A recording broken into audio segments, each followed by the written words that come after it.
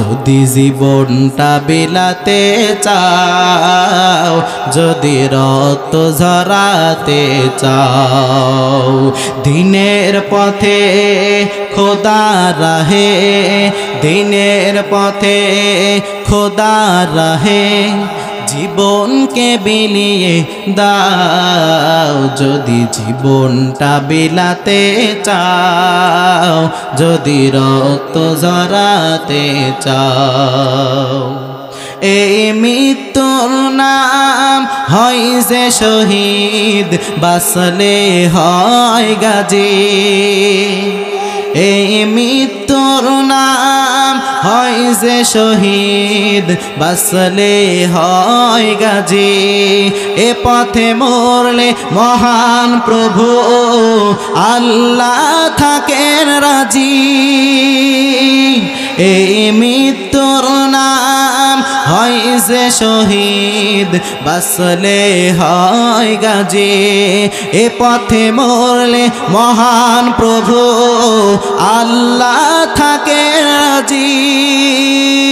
তাই ময়দানেতে ছুটে এসো, ময়দানেতে ছুটে এসে শহীদি খিতাবটা নাও। যদি জীবনটা বিলাতে চাও, যদি রক্ত ঝরাতে চাও, যদি জীবনটা বিলাতে চাও, যদি রক্ত ঝরাতে চাও, দিনের পথে খোদা রাহে জীবনকে বিলিয়ে দাও। যদি জীবনটা বিলাতে চাও, যদি রক্ত ঝরাতে চাও, যদি জীবনটা বিলাতে চাও, যদি রক্ত ঝরাতে চাও।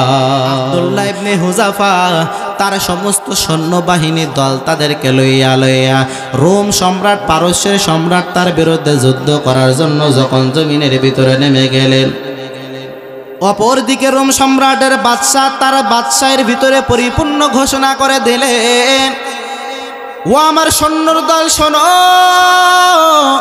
যুদ্ধের ভিতরে মুসলমানদের সাথে যুদ্ধ করার জন্য পরিপূর্ণ তৈরি হয়ে যাও।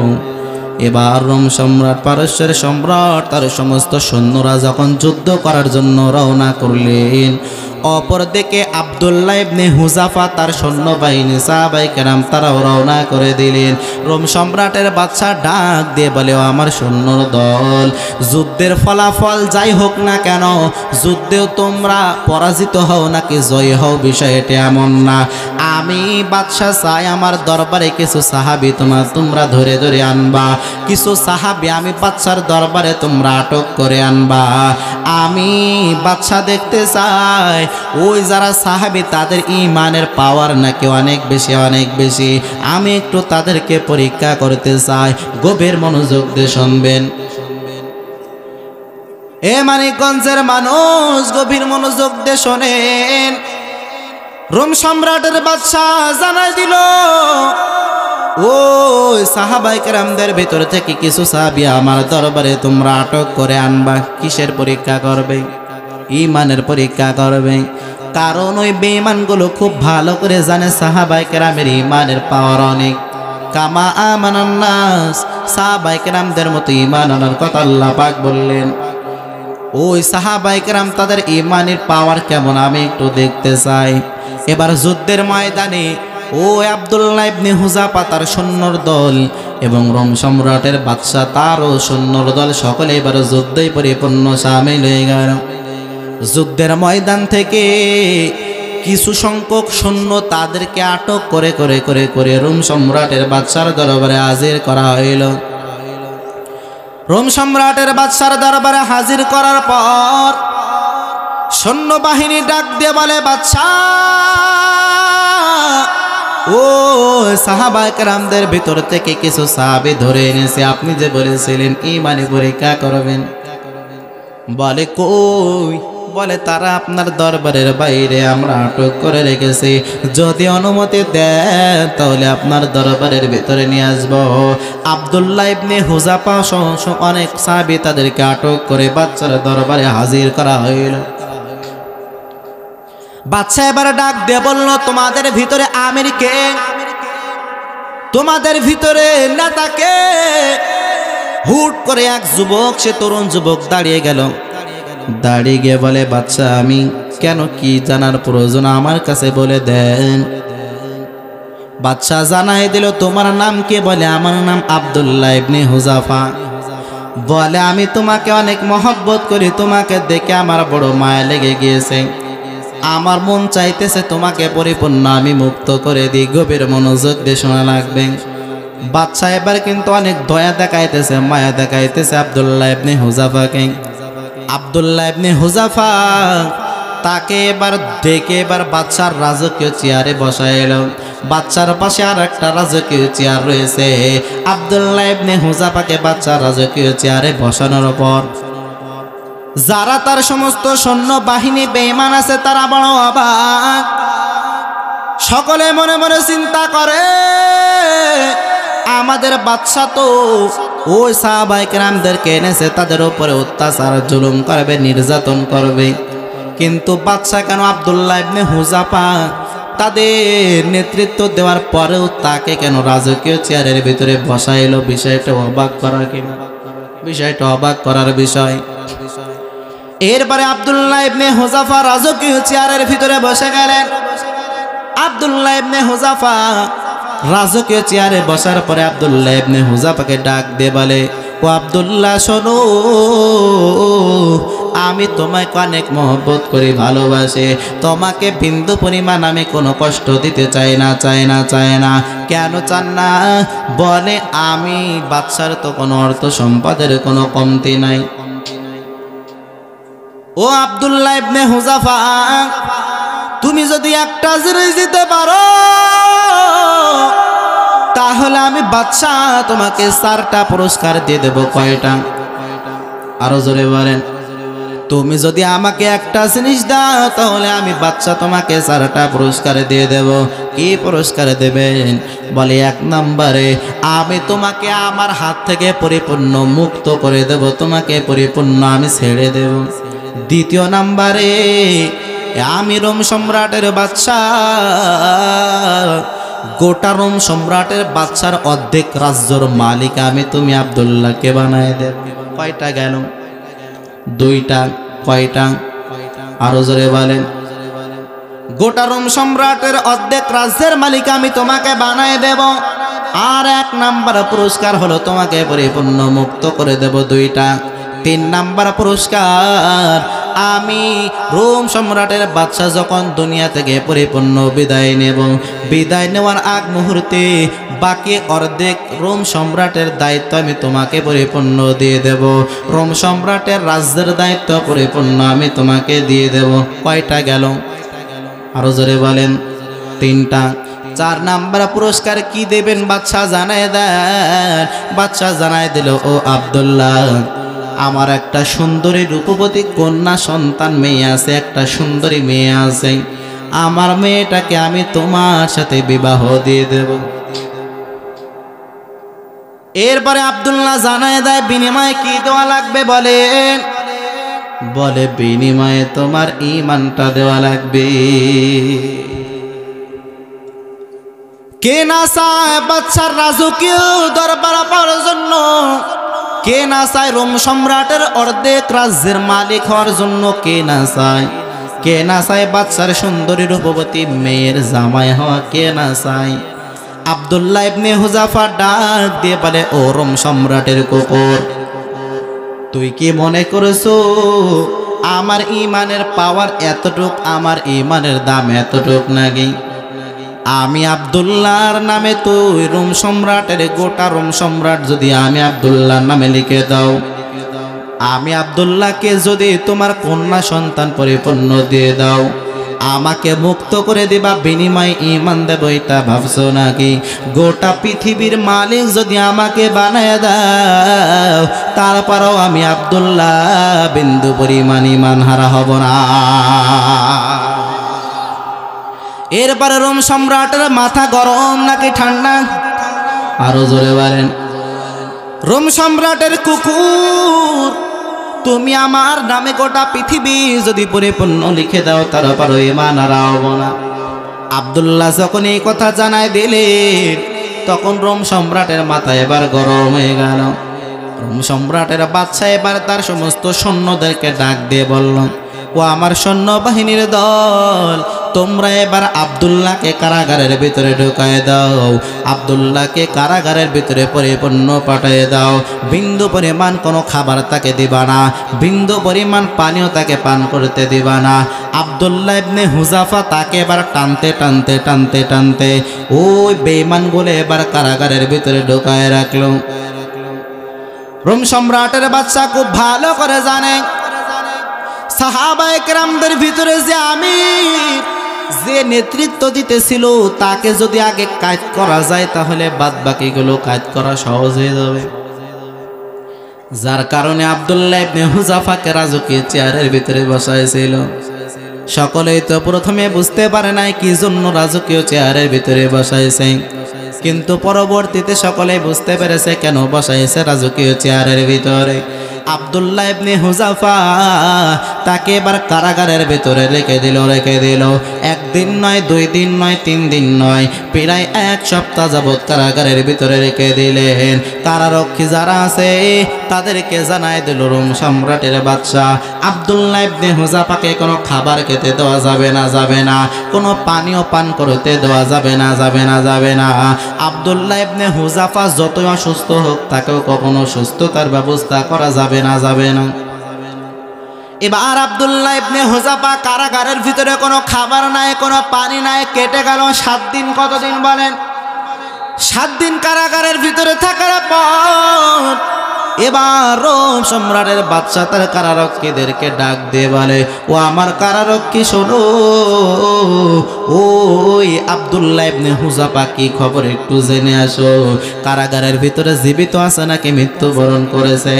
রোম সম্রাটের বাদশার আদেশ পাওয়া মাত্র কারারক্ষী তারা এবার কারাগারের ভিতরে যেয়ে দেখলো আব্দুল্লাহ ইবনে হুযাফা দীর্ঘ 1 সপ্তাহ না খাইতে খাইতে, কোনো পানি পান না করতে করতে সে মৃত্যু শায়িত অবস্থায় আছে, মৃত্যু শয্যায় শায়িত অবস্থায় আছে।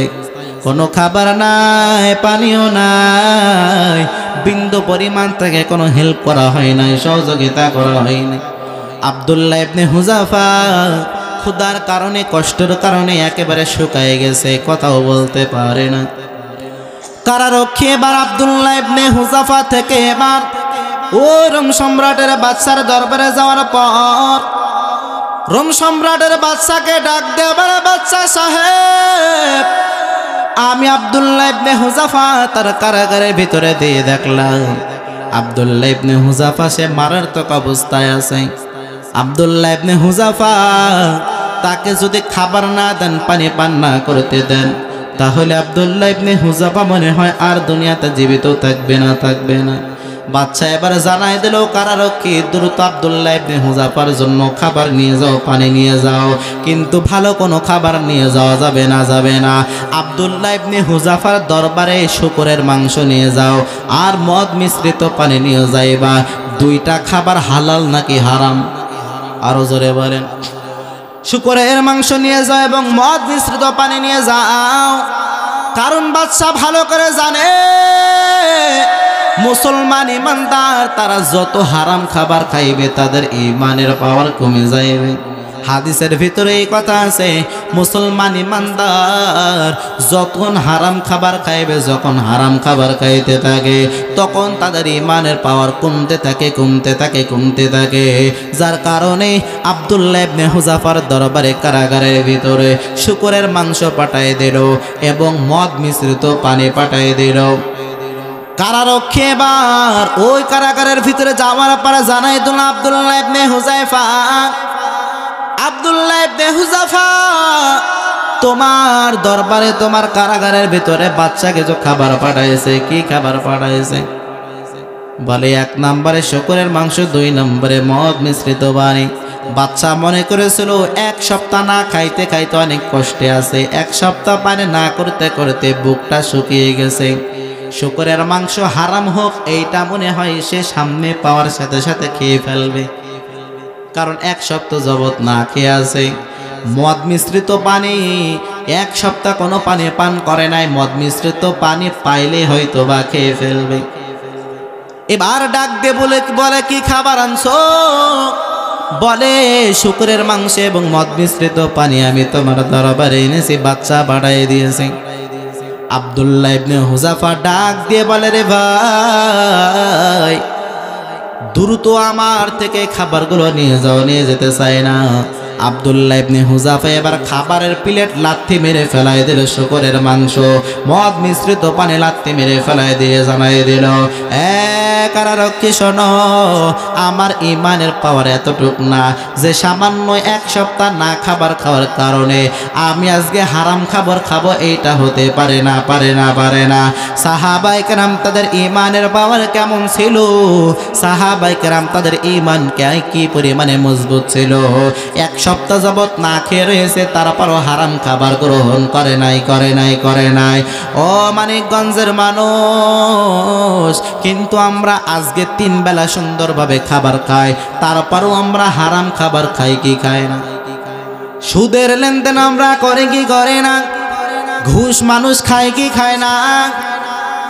আব্দুল্লাহ ইবনে হুযাফার মতো 1 সপ্তাহ কোনো মানুষ না খেয়ে থাকে নাই। আব্দুল্লাহ ইবনে হুযাফা 1 সপ্তাহ কোনো খাবার খায় নাই, কারাগারের ভিতরে কষ্ট করেছে, নির্যাতন করেছে, জুলুম করেছে। তারপরও আব্দুল্লাহ ইবনে হুযাফা বিন্দু পরিমাণ কোনো হারাম খাবার খায় নাই, বিন্দু পরিমাণ কোনো শুকরের মাংস সে খায় নাই, মদ মিশ্রিত পানীয় সে পান করে নাই, করে নাই, করে নাই। তাহলে আব্দুল্লাহ ইবনে হুযাফা তার ঈমান কি পরিমাণে মজবুত ছিল? আজকে আব্দুল্লাহ ইবনে হুযাফার জায়গায় যদি আপনি আমি হইতাম, না জানি আমি আপনি বেঈমান হয়ে যাইতাম, হারাম খাবারটাও খাইতাম। ঠিক কিনা বলে? কিন্তু সাহাবায়ে কেরাম ঈমান হারা হয় নাই, হারাম খাবার তারা খায় নাই। আব্দুল্লাহ ইবনে হুযাফা তার থেকে এবার কারারক্ষী ওই রোম সম্রাটের বাচ্চার দরবারে চলে গেল, গিয়ে জানায় দিল, বাচ্চা আমার আব্দুল্লাহ ইবনে হুযাফা তার দরবারে শুকরের মাংস নিয়ে গিয়েছিলাম, মদ মিশ্রিত পানি তার দরবারে নিয়ে গিয়েছিলাম, কিন্তু সে বিন্দু পরিমাণ এগুলো ভোগ করে নাই, করে নাই, করে নাই, বিন্দু পরিমাণ এসে পান করে নাই, করে নাই। বাচ্চার মাথারও গরম। বাচ্চা এবার ডাক দিয়ে বলল, ও আমার কারারক্ষীর দল, যাও দ্রুত আব্দুল্লাহ ইবনে হুযাফাকে আমার দরবারে নিয়ে চলে আসো, আমার দরবারে দ্রুত তাকে নিয়ে চলে আসো। এবার তার সমস্ত কারারক্ষীর দল তারা আব্দুল্লাহ ইবনে হুযাফার দরবারে যাওয়ার পর আব্দুল্লাহ ইবনে হুযাফাকে এবার বাদশার দরবারে নিয়ে আসার পর বাদশা জানাই দিল, আব্দুল্লাহ ইবনে হুযাফা কিন্তু সুন্দরভাবে হাঁটতে পারে না, দুইজনের ঘাড়ে কাঁধে ভর করে করে করে করে করে আব্দুল্লাহ ইবনে হুযাফা রোম সম্রাটের বাদশার দরবারে হাজির হয়ে গেল। রোম সম্রাটের বাচ্চার দরবারে হাজির হওয়ার পর রোম সম্রাটের বাচ্চা জানাই দিল, 1 সপ্তাহ যাবত কোনো খাবার খাও নাই, তারপরও শরীরে এই পরিমাণে শক্তি কেমনে আসলো?